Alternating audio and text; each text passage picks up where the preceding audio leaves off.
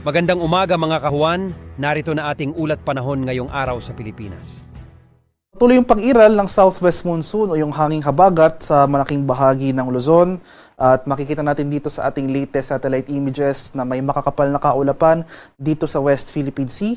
Inaasahan natin na itong mga kaulapan na associated sa habagat magdudulot ng monsoon rains. Ito yung mga tuloy-tuloy na pag-ulan buong araw dito sa kanlurang bahagi ng northern and central Luzon. Samantala, itong kanlurang bahagi naman ng Southern Luzon, including Metro Manila, makakaranas ng maulap na kalangitan at mga kalat-kalat na pag-ulan, pagkulog at pagkidlat. Dala rin yan ng habagat ngayong araw. Sa nalalabing bahagi ng ating bansa, dito sa central and eastern sections ng Luzon, as well as buong Visayas at sa Mindanao, ay asahan naman natin itong generally fair weather ngayong araw, maaliwala sa panahon maliban na lamang sa mga pulupulong pag-ulan na may pagkulog at pagkilat na dulot ng thunderstorms. At sa kasalukuyan, wala pa naman tayong namamataang low pressure area o namang sama ng panahon sa loob at labas ng ating PAR na maaaring maging bagyo sa mga susunod na araw. Para naman sa magiging lagay ng ating panahon ngayong araw dito sa Luzon, dahil nga sa habagat, asahan natin itong monsoon rains, yung mga tuloy-tuloy na pag-ulan for the whole day dito sa areas ng Ilocos Region, Batanes, Babuyan Islands, Zambales at sa Bataan. Since makikita mga natin dito sa ating mapa, no, mostly ito yung mga lugar na exposed sa western section or sa pag-iral ng habagat. So asahan natin yung mga tuloy-tuloy na pag-ulan ngayong araw. Kaya maghanda pa rin tayo at maging alerto sa mga banta ng pagbaha at pagguho ng lupa, lalong-lalo na kung tuloy-tuloy ang pag-ulan na ating mararanasan. Dito naman sa kanlurang bahagi ng Southern Luzon, dito sa Metro Manila, sa nalalabing bahagi ng Northern Luzon, particular na dito sa Cordillera area, sa bahagi ng Cavite, Batangas at Occidental Mindoro, makakaranas naman tayo ng mga makulimlim na panahon at mga kalat-kalat na pag-ulan, pagkulog at pagkidlat, dala pa rin yan ng southwest monsoon o hanging habagat.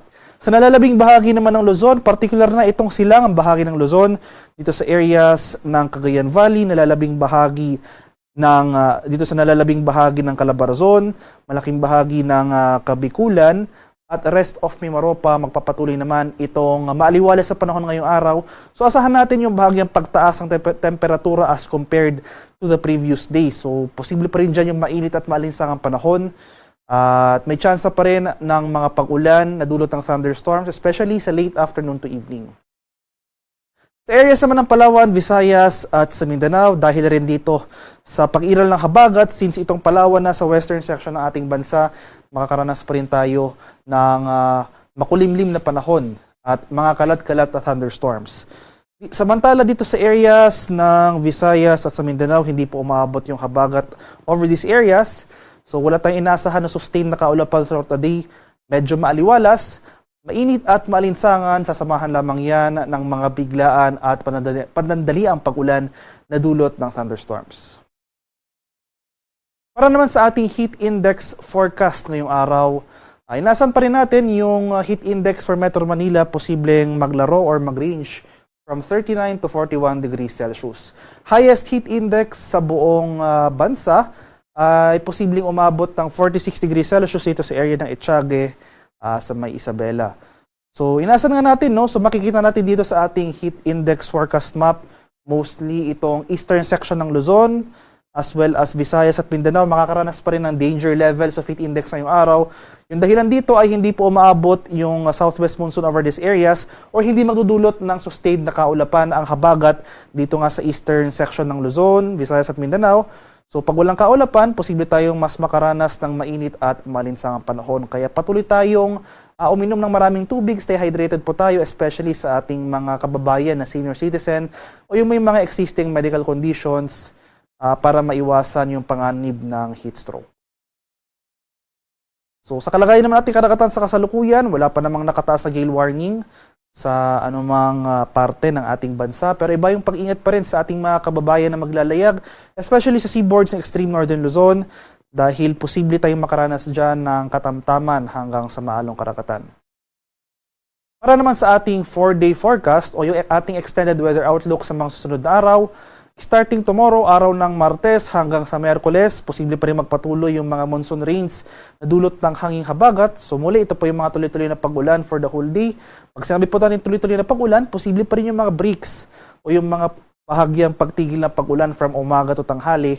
Yung bulk ng pag-ulan, nagsisimula yan late afternoon to evening, posible magtagal hanggang madaling araw. So, from Tuesday to Wednesday, asan pa rin natin yung monsoon rains dito sa western sections ng Northern and Central Luzon. Muli, ito yung mga areas ng Ilocos Region, Zambales, at sa Bataan.